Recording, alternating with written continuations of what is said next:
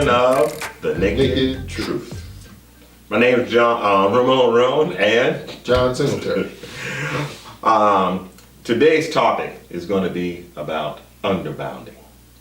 Underbounding. What in the world is underbounding? Never heard of it. Have you heard of the poll tax?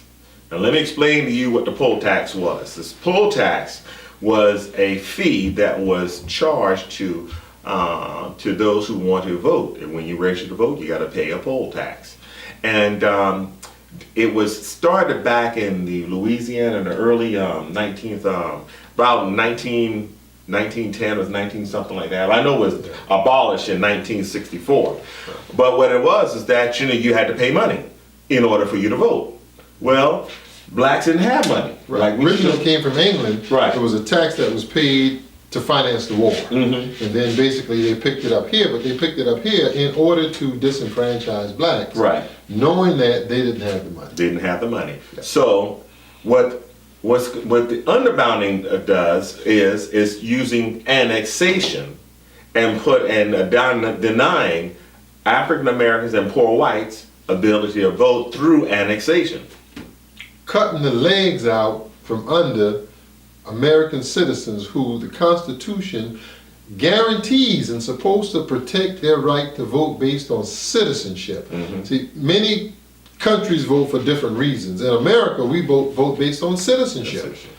And here we find out that there are so many things in the Southeast that have been and still are being used to deny your right to vote strictly based on citizenship. Mm-hmm. We had the literacy test, we had the grandfather clause, we've had the poll tax, now we've got annexation, and they've already got a predecessor to the annexation because they understand that we now are attacking municipal underbounding and annexation, and so the new thing is extra terrain, what do they call it? Extra ET, where they basically can determine your property and determine your governance even though you are not annexed into the city. It's extraterritorial jurisdiction, ET. And they've used it in some cities. That means that even if you're not annexed in, we can still govern you. Well, I looked at this underbounding and seen that it affected your ability, your income, based upon your income. Because years ago, look, hey, only the rich people can vote. Oh yeah. Such as landowners. They're the only ones that can vote. So now the problem is that if you are if you're making $24,000 a year, you're not buying a house. You're not buying a house. And what you're going to be renting. And it's dependent upon whether or not, if you are a homeowner, then you have a say-so whether or not you're annexed in. Well, it goes back to in America still today, particularly in the Southeast, if you are a home owner, if you own land, you have the right to vote. And by proxy, mm-hmm. you can allow someone else to mm-hmm. vote if they live on your space. Right. Now, when I say that, what I mean is that with the apartments, mm-hmm. if you just because you're an apartment doesn't give you and you're a citizen the right to vote. If the owner chooses not to annex into the city, then you still can't vote. Right. You're in the boundary, but you don't have the right to vote. It is only if, in fact, they choose to annex you in. Right. And so only landowners in America can still vote. So if you're poor right. and you can't own land and right. you've got to stay in an apartment from someone who chooses not to allow you to be annexed in. But that's not, vote. But John, that's not constitutional. Because the fact that reality in South Carolina. Yeah, but South Carolina has. Well, not just South Carolina. Right. It's a phenomenon. In California, they do it. Right. But as a renter, I am not relinquishing my voting rights to the person I'm renting from. That's what they told you. Right. But that's what that's not the reality. The reality is that you never had a right unless you own land. Oh shucks. Now see, that's a classism problem there. That's why It's it reality. I mean, we went into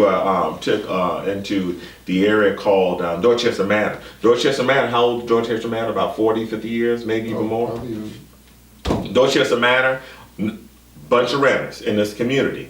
Now, behind it is Coosaw Creek. Average home, about $300,000, $400,000, the minimum, about $300,000, $400,000.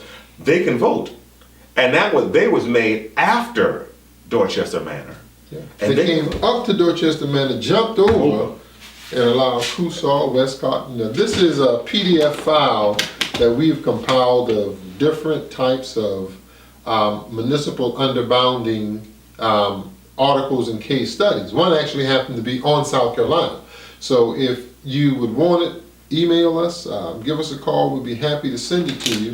But there's some things in here that will literally blow your mind when it comes to underbounding, which is the process of using annexation to disenfranchise people from public utilities and worse, from voting. Let me read this article. This article is entitled Municipal Underbounding, Annexation, and Racial Exclusions in Small Southern Towns. It was article done by Daniel Leither.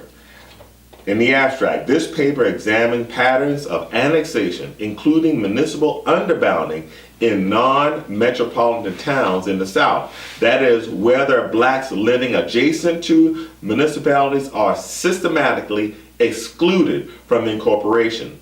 Annexation, or the lack of annexation, can be a political tool used by municipal leaders, mayors, to exclude disadvantaged or low-income population, including minorities, from voting in local elections, from receiving access to public utilities and other And community. even worse, voting. And low socioeconomic whites fall into that category as well. For South Carolina, this is a municipal annexation expectations and implications in the South. It was done by the University of Toledo. This is an article, a case study done by Paul K. Thiebaud on South Carolina. What is surprising is that they leave the two of the largest cities out, which is Charleston and North Charleston. Right. They leave it out of the study. And it probably more than any of them practices the illegal act of municipal underbounding. One of the things that we found was many municipalities will tell you, well, you're going to pay more taxes. You're going to pay more taxes if you come into the city. When the empirical data says that that is totally false. I've looked at now almost 50 studies, because they kept looking. To try to find one. To try and find one that says that that would be true. And in every case that I found, your taxes will go down once you come into the city. What they don't tell you is that your property tax will increase a little, but overall, the taxes that you pay on the whole will go down. Almost every study, it shows that ultimately you will pay less in taxes when you consider fire and police and water, and you consider the city tax and all those things. Your property tax goes up a little, the others go down drastically, and as a result, overall, you pay less when you're annexed in to the city. But that is the untruth or the disinformation that they're putting out there. One of our supporters, Ms. Brockington, she said that her homeowners association told her that their taxes would go up if they were annexed in the city, and nobody wanted their taxes to go up, but as a fear tactic. Sure. When it says that, when, like you just read, and you know what we would like to do in this program is give you the facts. John just gave you that he's looking, and there's nowhere to where it's a disadvantage for being annexed into the city, to where you're being scared, and nobody likes to pay taxes. Right. Nobody likes to pay taxes. And you tell somebody your taxes are going to go up, and they're going to say, that's all right. I don't want that. But the reality is your taxes are going to go down. And so, but you are by not being annexed, that just says that, hey, I won't be able to have any say so in leadership, and we need to. My sister's one. She's a homeowner.